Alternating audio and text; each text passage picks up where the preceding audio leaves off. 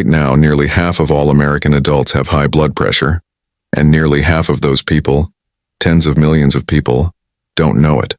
Not because they haven't been to a doctor, not because they're careless about their health, but because high blood pressure has earned its nickname for a reason. It is called the silent killer. And it is silent in the most frightening way possible. It causes no pain, no obvious symptoms, no alarm, no signal that anything is wrong. Pause, hold steady eye contact. It just works, quietly, every single day, slowly damaging the heart, the brain, the kidneys, and the arteries, while the person living with it feels completely normal, until they don't. Today, I'm going to tell you the truth about high blood pressure that most people never hear until it's too late. Not to frighten you, but because understanding what is actually happening inside your body when that number is too high is the most powerful motivation to do something about it. This video could save your life, or the life of someone you love.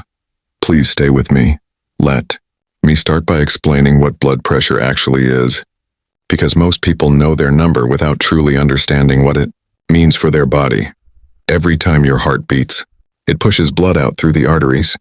Blood pressure is the force of that blood pushing against the walls of those arteries. The top number, what doctors call systolic pressure, measures the force when the heart beats and pushes blood out.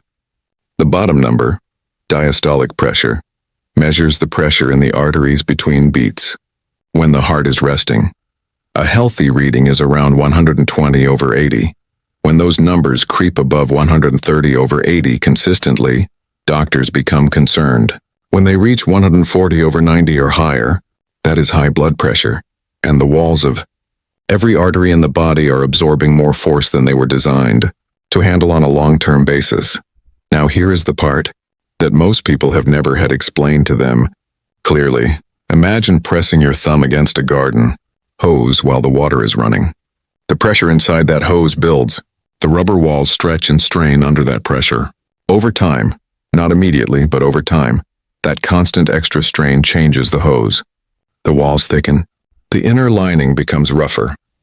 The rubber becomes less flexible, and cracks and weak spots begin to develop in the areas under the most strain.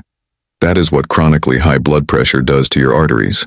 Every single beat of your heart, 100,000 times a day, pushes against those walls with more force than they are designed to absorb.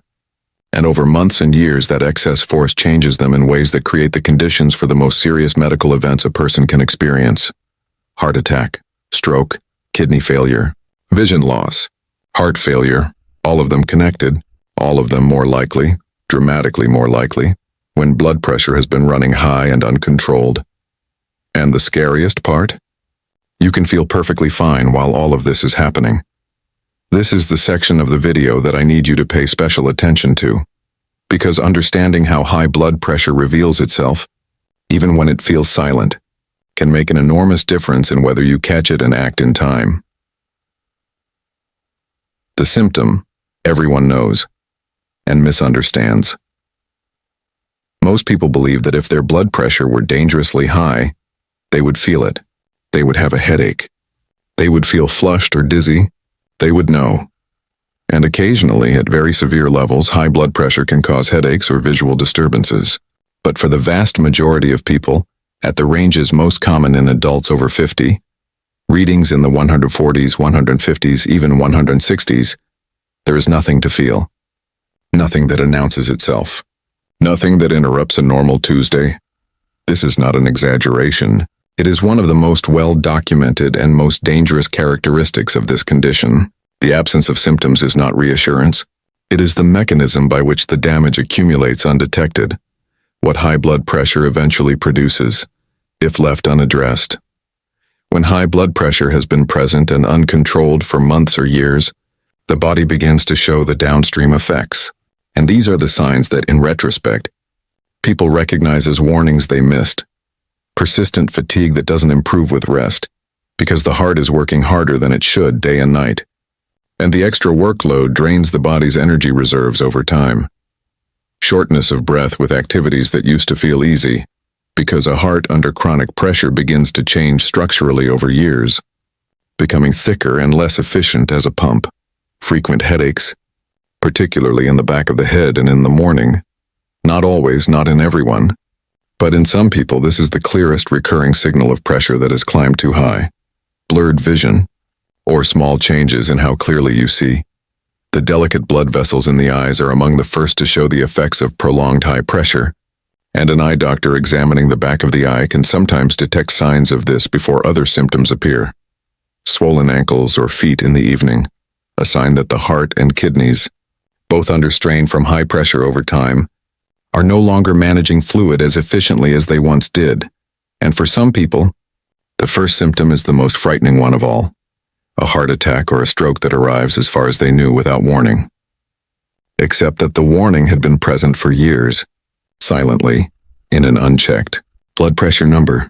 A word about what blood pressure does to the brain. There is one effect of high blood pressure that deserves its own moment, because it is one that most people never connect to the numbers on the cuff. Chronically, high blood pressure is one of the most significant contributors to cognitive decline and dementia in adults over 50. The brain depends on a steady, consistent supply of blood through thousands of tiny vessels. When blood pressure is too high over many years, those small vessels are damaged. Some become narrowed. Some develop tiny areas of injury. The brain receives less consistent oxygen and nutrients. Over time, this contributes to memory problems, difficulty concentrating, and in some cases, a form of dementia directly caused by blood vessel damage. Research has shown that people who successfully control their blood pressure in midlife have meaningfully lower rates of cognitive decline in later life. Not just a healthier heart, a clearer, sharper mind. That connection alone between the number on the blood pressure cuff and the sharpness of your thinking 20 years from now, it should make every person over 50 treat their blood pressure with the seriousness it deserves. So, what drives blood pressure up in the first place? And why does it become such a common problem after 50? The first answer is one that is biological and largely unavoidable. As we age, the large arteries naturally become stiffer, less elastic.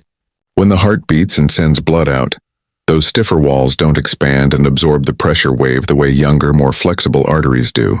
The pressure builds higher with each beat. This is why high blood pressure becomes dramatically more common with age. Even in people who have lived relatively healthy lives, but biology is only part of the story, because the lifestyle factors that accelerate and worsen this process are where a tremendous amount of influence still lives. Excess sodium is one of the most direct dietary contributors to high blood pressure. When there is too much sodium in the bloodstream, the body retains water to dilute it, increasing the volume of blood in the vessels and the pressure those vessels must absorb. Americans consume on average more than double the recommended amount of sodium per day. Most of it not from a salt shaker, but from processed foods, restaurant meals, canned goods, and packaged products. Excess weight, particularly weight carried around the abdomen, forces the heart to work harder to supply a larger body and creates hormonal changes that raise blood pressure directly. Chronic stress keeps the stress hormone cortisol elevated in the bloodstream. Cortisol causes blood vessels to constrict. When they constrict, pressure rises. When stress is constant rather than occasional, that rise in pressure becomes constant too. Physical inactivity removes one of the most powerful signals the body has to keep blood pressure regulated. Regular aerobic movement trains the blood vessels to be more flexible and responsive. Without it, they adapt to doing less, and the pressure climbs. Alcohol in excess raises blood pressure consistently and measurably, more than most people realize. Poor sleep, particularly sleep disrupted by conditions like sleep apnea, where oxygen levels drop repeatedly through the night, keeps blood pressure elevated not just at night but throughout the following day. And in some people, certain medications, including common over-the-counter pain relievers taken regularly, some cold medications and certain prescription drugs, can raise blood pressure as a side effect. This is something worth discussing with your doctor if your pressure has been difficult to